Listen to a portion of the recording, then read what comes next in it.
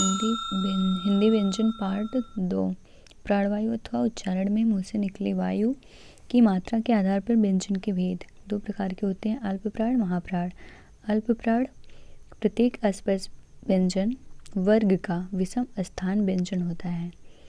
विषम स्थान व्यंजन का मतलब कि जैसे क वर्ग है, क वर्ग में 5 वर्ड आते हैं, क ख ग घ अंगा, तो क वर्ग फर्स्ट है, जो कि फर्स्ट क्या है, विषम है। वैसे ही ग थर्ड पे है, तीसरे पे, तो वो भी विषम है। और 5 अंगा, ये भी क्या है, विषम स्थान है। तो ये हमारे क्या होते हैं, ये अल्पप्राण होते हैं, फर्स्ट, सेकेंड और थर्ड, फर्स्ट, थर्ड और फिफ्थ। यह अलावा अंतस्थ व्यंजन भी अल्पप्राण होते हैं। अल्पप्राण व्यंजन टोटल कितने हैं, 4 तो अंतस्थ व्यंजन के हो गए यह अलावा, और अल्पप्राण जो कि वर्ग में आते हैं वो 15 हो गए। तो 15 + 4 = 19। महाप्राण क्या होते हैं, महाप्राण ऐसे व्यंजन जिनको बोलने में अधिक प्रयत्न करना पड़ता है और बोलते समय मुख से अधिक वायु निकलती है। ऐसे व्यंजन जिनको बोलने में अधिक प्रयत्न करना पड़ता है और बोलते समय मुख से अधिक वायु निकलती है। मीन्स प्रत्येक स्पर्श व्यंजन वर्ग का, मतलब क वर्ग, च वर्ग, त वर्ग, ऐसे तो ये सम स्थान वाले व्यंजन जो होते हैं वो महाप्राण होते हैं। प्रत्येक स्पर्श व्यंजन वर्ग का सम स्थान वाले व्यंजन महाप्राण होते हैं। और इसमें और भी कौन से होते हैं, उसमें व्यंजन भी महाप्राण होते हैं। उसमें व्यंजन में मीन्स स ख श, स ख स को हम उसमें व्यंजन कहते हैं। उसमें व्यंजन 4 होते हैं, स ख स। जैसे अब यहाँ पे देखिए, first, second, third, fourth, means क है, क च ट त प, ये फर्स्ट है, मीन्स ये विषम वाले हैं। और ख छ, क वर्ग में ख, च वर्ग में छ, ट वर्ग में ठ और त वर्ग में थ और प वर्ग में फ, ये क्या है, समस्थान वाले हैं। उसी तरह से समस्थान वाले 4 हो गए, जैसे घ, झ, ढ, ध, भ, ये समस्थान वाले हैं, तो ये क्या होंगे, ये महाप्राण होंगे।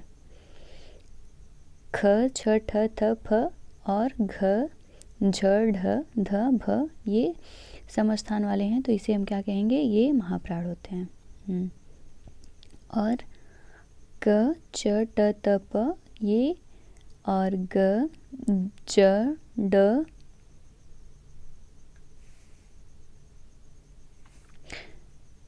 ग, ज, ड, द, ब और ग, ञ, ड़, न, म, ये सब जो होते हैं ये हमारे अल्पप्राण होते हैं, विषम स्थान वाले।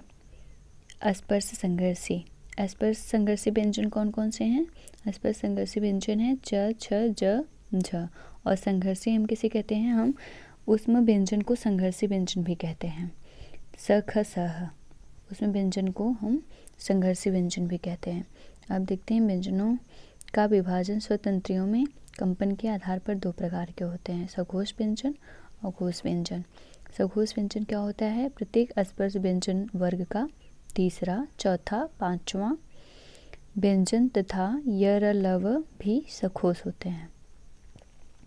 प्रत्येक स्पर्श व्यंजन वर्ग का तीसरा, चौथा, 5वां य, लव भी सघोष होते हैं। अघोष क्या होते हैं, प्रत्येक स्पर्श व्यंजन वर्ग का पहला और दूसरा वर्ग तथा स, ख, श भी क्या होते हैं, अघोष होते हैं। प्रत्येक स्पर्श व्यंजन वर्ग का पहला व दूसरा वर्ण श, ख, श भी अघोष होते हैं। सभी वर्णों का स्वर तथा व्यंजन का एक साथ स्थान, उच्चारण स्थान निम्न प्रकार है। जैसे हमने स्वर का उच्चारण स्थान पढ़ा था, तो इसी तरह से व्यंजन का भी उच्चारण स्थान है। तो हम देखते हैं स्वर का भी और व्यंजन का भी। तो कंठ से बोलने वाले जो स्वर और व्यंजन है, कंठ से बोलने वाला जो स्वर है वो अ है, आ है, और व्यंजन जो है वो है क, ख, ग, घ, अंगा और ह और विसर्ग। ये हमारे हो गए व्यंजन। मीन्स कंठ से बोलने वाला स्वर 2 है, अ, आ, और क, ख, ग, घ, अंगा, ह, विसर्ग, ये हम कंठ से बोलते हैं। तालु से स्वर में हो गया छोटी, बड़ी, और च, छ, ज, झ मीन्स च वर्ग, और य और स, च वर्ग का पूरा व्यंजन वर्ण, और य और स भी तालु से ही बोला जाता है। मूर्धा री, स्वर में हो गया री, और मूर्धा में ट वर्ग, ट का पूरा वर्ग। उसके बाद आता है श, खड़कोर वाला श, और जो उच्छिप्त व्यंजन में आएंगे वो भी मूर्धा में ही आएंगे, ढ और ढ। दंत, त वर्ग का पूरा व्यंजन प्लस हम याद कर सकते हैं सरल, तो हम सरल से याद कर सकते हैं कि त वर्ग का दंत से और सरल, सरल। ओष्ठ में, ओष्ठ से बोलने वाले स्वर में आ जाता है छोटा ओ बड़ा ओ, प्लस आ जाता है ओष्ठ से बोलने वाला प वर्ग, मीन्स प फ ब भ म।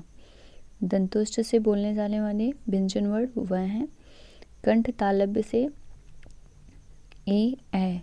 कंठ तालव्य क्यों कहा गया है, हमने स्वर में, स्वर वाले वीडियो में पढ़े थे हम कि कंठ तालव्य ए और ई, मीन्स कंठ अ और ई के मिलने से ए बनाया है, उसी तरह से अ और बड़ी ई के मिलने से ए बना है, इसलिए इसे अ क्या है, कंठ से उच्चारित होने वाला है और ये तालु से, इसलिए कंठ प्लस तालु इसका नाम दिया गया कंठ तालव्य, ए और ए।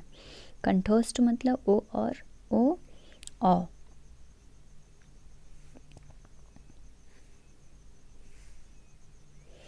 कंठोष्ठ ओ औ, तो कंठोष्ठ क्यों कहा गया है, कंठ प्लस ओष्ठ, तो ओष्ठ से बोलने वाला ओ है और कंठ से अ और आ, तो अ ओ मिलके क्या बना, ओ बना, और अ प्लस बड़ा ओ मिलके बन गया औ, तो इसलिए इसका नाम कंठोष्ठ कहा गया। तो कंठ तालव्य वर्ड ए ए, कंठोष्ठ ओ औ, दंतोष्ठ व, ओष्ठ से ओ ओ प फ ब भ म, दंत त थ द ध न, सरल, सरल। मूर्धारी ट ठ ड ढ ड़ श ड़ ढ, तालु ई बड़ी च छ ज झ ञ य श। द्वित्व व्यंजन किसे कहते हैं, कहीं कहीं हम देख लेते हैं द्वित्व व्यंजन क्या होते हैं। तो द्वित्व व्यंजन दो व्यंजन जैसे हक्का बक्का, दिल्ली, तो इसमें दो एक ही साथ आ रहे हैं तो इसे हम द्वित्व व्यंजन कहते हैं।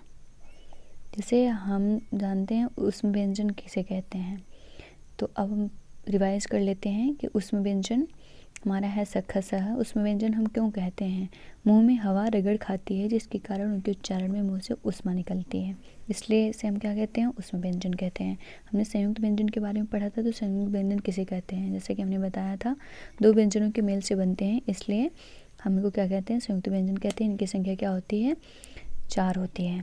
छ कैसे बना है, तो छ जो छत्री वाला छ बना है वो आधा क प्लस स से मिलके बना है। त्र किससे बना है, तो आधा त प्लस र से त्र बना है। ज्ञ कैसे बना है, तो आधा ज प्लस ञ से हमारा ज बना है। स्र कैसे बना है, तो स्र बड़ा वाला स आधा, आधा बड़ा वाला स प्लस र से स्र बना है। आई होप आपको ये वीडियो अच्छी लगी, तो आप हमने वीडियो को लाइक शेयर सब्सक्राइब जरूर करें। जय हिंद, जय भारत।